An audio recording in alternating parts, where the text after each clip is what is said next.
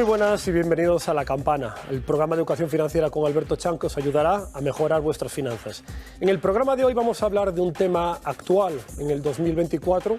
como son las hipotecas. Al fin y al cabo, todo el mundo que tiene una hipoteca o que va a querer cogerle en un determinado momento va a tener que tomar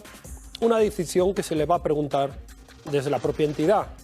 Hipoteca a tipo fijo, hipoteca a tipo variable, esa decisión que al fin y al cabo nos va a condicionar 20, 25 o 30 años de nuestra vida y que puede suponer una gran mejora o un gran perjuicio en nuestra salud financiera. Por eso hoy, aquí en La Campana, vamos a hablar sobre hipotecas y vamos a explicar desde el punto de vista de la educación financiera cómo podemos tomar nuestra mejor decisión a la hora de decidir qué tipo de hipoteca es el mejor en base al año en el que estemos. La clave fundamental es que existen realmente dos grandes bloques en las hipotecas: hipotecas a tipo fijo,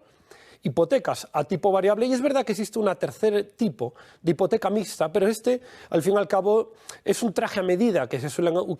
usar las entidades financieras para sus propios beneficios. Por tanto, desde mi punto de vista, yo considero que nos centremos en las dos que más se otorgan: hipoteca fija e hipoteca variable. La hipoteca fija es aquella en la que el porcentaje de interés que vamos a utilizar y vamos a pagar para devolver el préstamo es, como su propio nombre indica, fijo.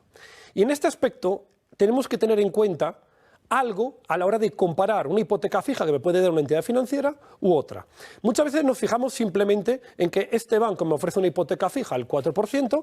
y este otro banco me lo ofrece al 3,9%. Por tanto, de alguna manera, el que me lo ofrece como al 3,9% tiene que ser mejor. Eso sería de alguna manera incorrecto, porque aquí estaríamos solo mirando el TIN, que es realmente cuánto nos cuesta devolver el interés del préstamo. Pero la clave a la hora de comparar una hipoteca con otra,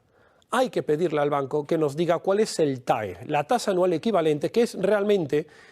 la cifra que nos une cuánto nos cuesta el interés del préstamo más todos los gastos adicionales que están englobados de alguna manera en ese préstamo y que no se suelen nuevamente comentar. Por tanto, a la hora de comentar una hipoteca, siempre verificar el TAE y no el TIN, que nos ayudará mucho en nuestra salud financiera. Luego, por otro lado, tenemos las hipotecas variables, que son aquellas en las cuales tenemos, de alguna manera, el interés que vamos a pagar en el préstamo va a ser variable y va a depender de dos cosas. Una cosa es el Euribor, que es igual para todos los bancos, y luego hay que sumarle lo que se llama el diferencial bancario, es decir, lo que gana el banco sumándole el Euribor. Entonces aquí la clave fundamental es entender cuál es el diferencial bancario, es decir, cuál es ese incremento que pone cada entidad bancaria al préstamo que vamos a solicitar sobre el Euribor para determinar cuál es la hipoteca que más nos interesa. Pero ahora viene la gran pregunta. Bueno, Alberto, estás comentando que el Euribor es igual para todos los bancos, pero el Euribor, eso que sube y que hace que todas las hipotecas en general suban o bajen, ¿de qué depende? Bien, pues el Euribor depende directamente de los bancos centrales, de los tipos de interés que apliquen los bancos centrales, en este caso de Europa, pues el Banco Central Europeo. Y aquí entra, de alguna manera, la clave fundamental. ¿Y yo cómo determino si a la hora de la verdad tomo una hipoteca tipo fija o una hipoteca tipo variable? Pues para eso tenemos que irnos al gráfico de la evolución de los tipos de interés que se suelen dar normalmente en el Banco Central Europeo, donde podemos ver de media que en los últimos prácticamente 20 años, en el actual siglo, los tipos de interés del Banco Central Europeo oscilan prácticamente en una franja baja del 1% más o menos 0,5 y la parte alta en torno al 4 con una diferencia más o menos de 0,5, es decir, 4,5, 3,5. De tal manera que con esto podemos ver que hay ciclos en las políticas, política monetaria restrictiva, es decir, cuando el Banco Central Europeo sube tipos de interés en gran medida para frenar la inflación, y luego para activar la economía se aplica una política monetaria expansiva, bajada de tipos de interés, y de esta manera los tipos de interés tienden a ir bajando del 4, 3,5, 3, 2 al 1% aproximadamente, 0,5. Entonces, en base a esto, en base a que podemos estipular que en el siglo XXI, por parte del Banco Central Europeo, unas tasas de interés bajas es en torno al 1% y unas tasas de interés altas están en torno al 4%, entra aquí la famosa pregunta.